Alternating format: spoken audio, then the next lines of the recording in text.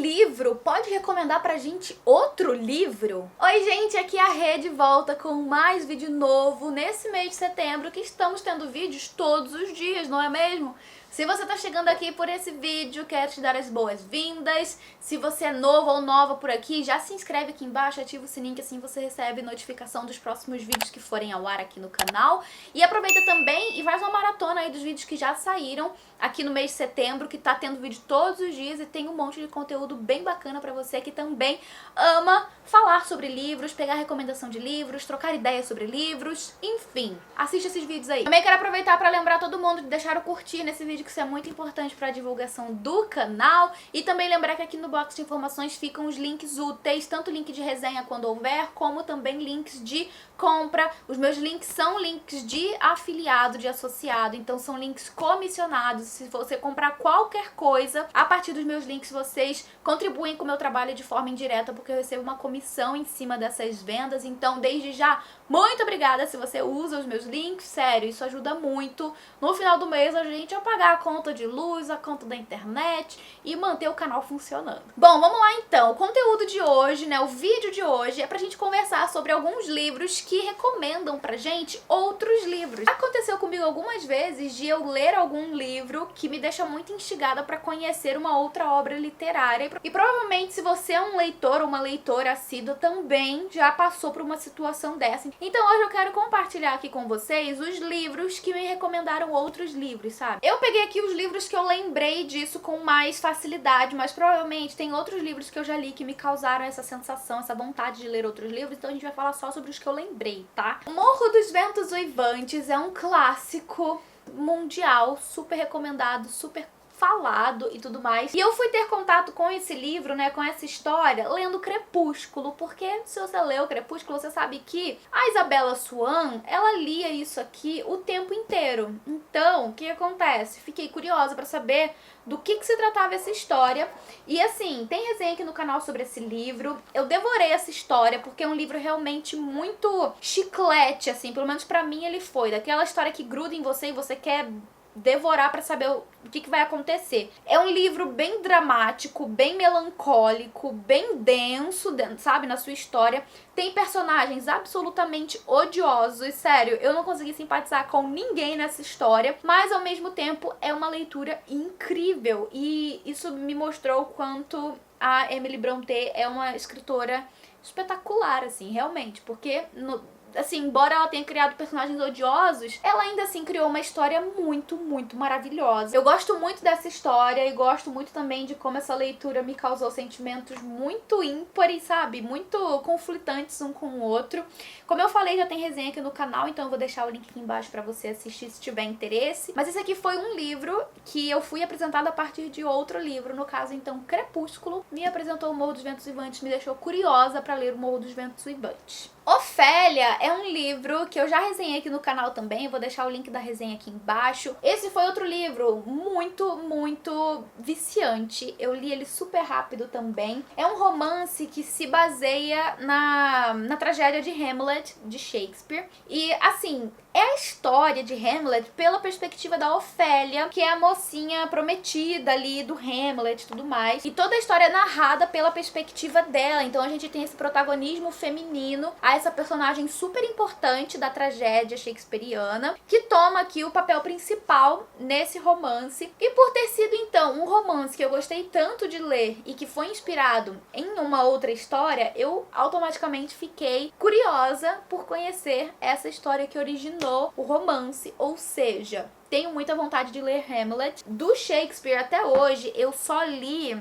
Júlio César. E eu lembro que foi uma leitura bem desafiadora, assim, porque é um livro em formato de peça teatral. E é bem diferente de todos os formatos que eu já tinha lido, né? Então, foi desafiador nesse sentido. E eu sei que, né, o Shakespeare escrevia peças, então eu não sei, assim, eu fico meio que temerosa de ler Hamlet, mas ao mesmo tempo eu quero muito ler, porque eu fiquei curiosa por causa da história de Ofélia. Inclusive, esse livro aqui também inspirou um filme bem bonito. A fotografia desse filme é super linda. Eu vou deixar o trailer aqui embaixo se você tiver curiosidade em assistir.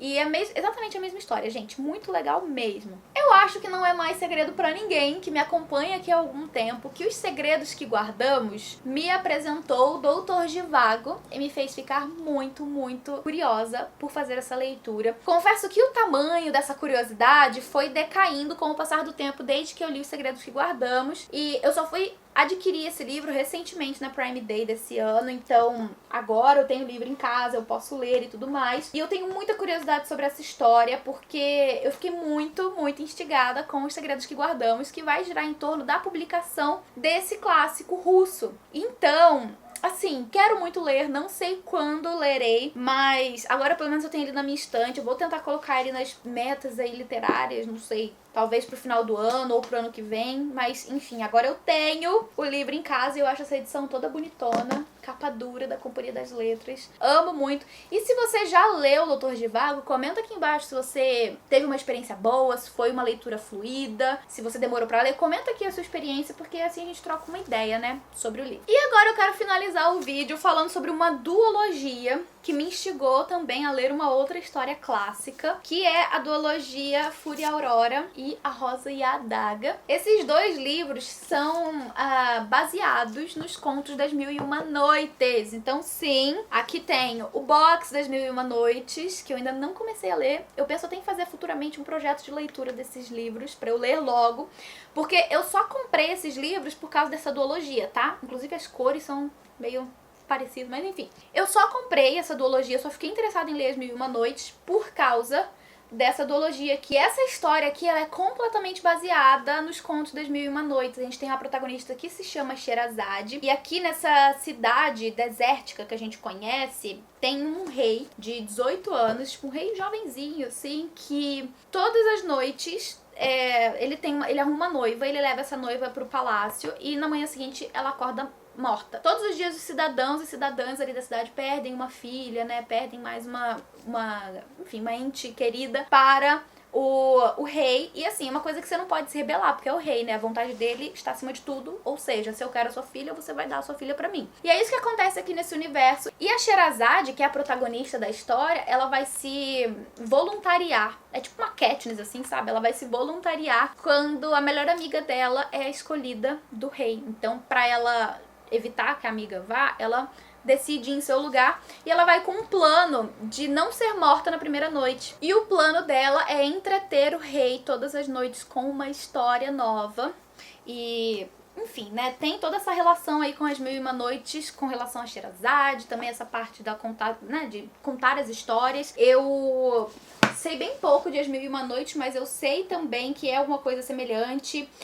Olha lá, Sherazade, impetuosa filha do grão-vizir, se oferece como noiva do sultão e faz com que as noites se multipliquem ao inebriar o marido com as suas histórias envolventes. Ou seja, é uma ideia bem parecida, né? No caso aqui de A Fúria e a Aurora, a gente tem uma noiva, né, desse rei, desse sultão, que vai entreter ele com as histórias. Então, é bem baseado mesmo na premissa de As Mil e Uma Noites, então eu fiquei muito curiosa.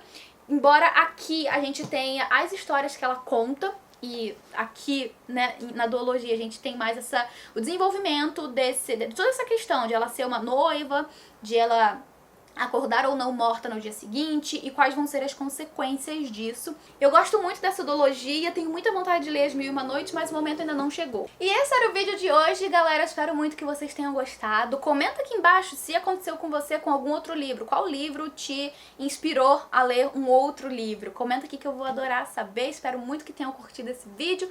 Vou ficando por aqui, mas antes quero agradecer aos membros do canal por todo o apoio de sempre. Muito obrigada, galera. A gente se vê no próximo vídeo. Um beijo grande e até lá. Tchau!